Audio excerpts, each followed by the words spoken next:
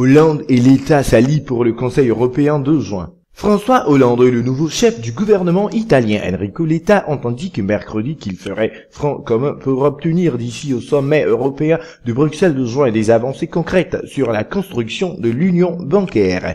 La France et l'Italie s'opposent encore à certaines positions allemandes sur l'approfondissement de l'union économique et monétaire, notamment sur la récapitalisation directe des banques en difficulté ou la création d'un fonds européen de garantie des dépôts.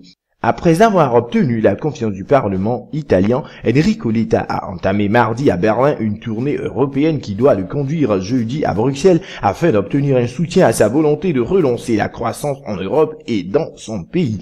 Le nouveau président du Conseil italien a indiqué que son étape en France avait été un succès. Je dois dire que le taux de satisfaction du résultat de notre rencontre d'aujourd'hui est de mon côté de 100%, a-t-il dit lors d'une conférence de presse à l'Élysée où il a cessé de rappeler l'importance d'un accord européen en juin.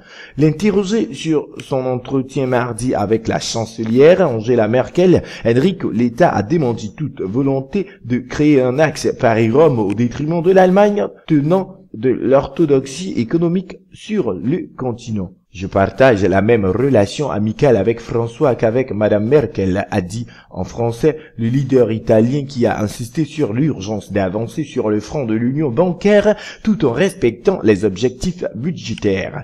Je pense que nous devons faire en sorte que le prochain conseil de juin soit un conseil dans lequel on réussit à trouver des solutions qui soient bonnes pour tous, a-t-il indiqué.